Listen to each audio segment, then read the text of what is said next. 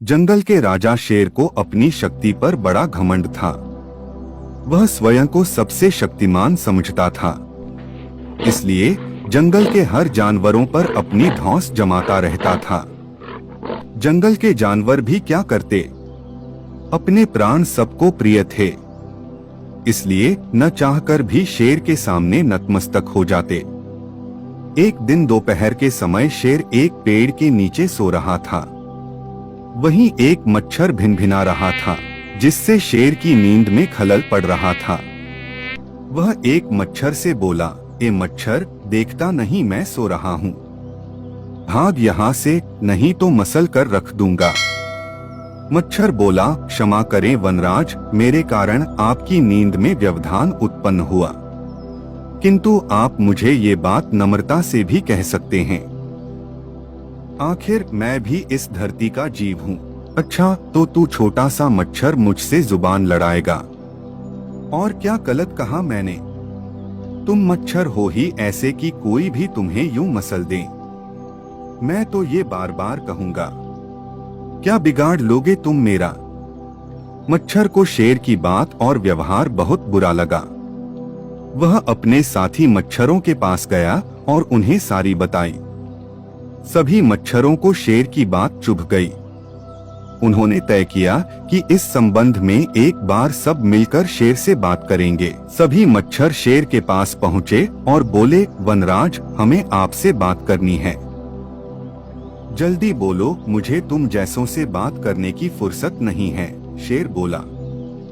वनराज, आप होंगे बहुत शक्तिशाली, किंतु इसका अर्थ ये कतई नहीं है कि आप अन्य जीवों और प्राणियों का मजाक उड़ाएं या उन्हें नीचा दिखाएं, मच्छर बोले। मैंने जो कहा सच कहा। मैं सबसे शक्तिशाली हूँ और मुझे कोई हरा नहीं सकता, घमंड में चूर शेर गरजा। ऐसा नहीं है। अगर आप शक्तिशाली हैं, तो हम में भी इतना सामर्थ्य है कि आवश्यकता पड़ने पर हम किसी का भी सामना कर सकते हैं और उसे हरा सकते हैं। हम आपको भी हरा सकते हैं। मच्छर भी चुप न रहे। यह सुनकर शेर हंसते हुए बोला, तुम लोग मुझे हराओगे? तुम लोगों की इतनी हिम्मत कि मेरे सामने आकर ये बात कहो।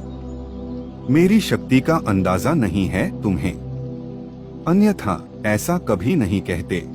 अभी भी समय है, भाग जाओ यहाँ से, नहीं तो कोई नहीं बचेगा।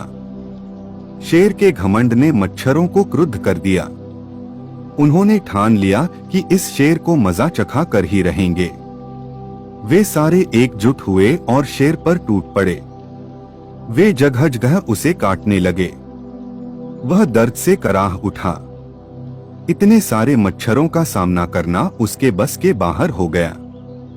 वह दर्द से चीखता हुआ वहां से भागा, लेकिन मच्छरों ने उसका पीछा नहीं छोड़ा।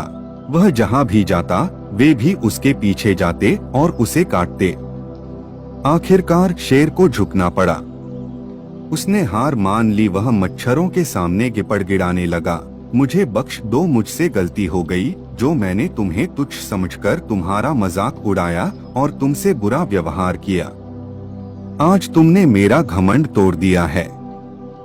अब मैं कभी किसी को नीचा नहीं दिखाऊंगा। मच्छरों ने शेर को सबक सिखा दिया था, इसलिए उन्होंने उसे काटना बंद कर दिया। वे बोले, घमंडी का घमंड कभी न कभी अवश्य टूटता है। आज तुम्हारा टूटा है।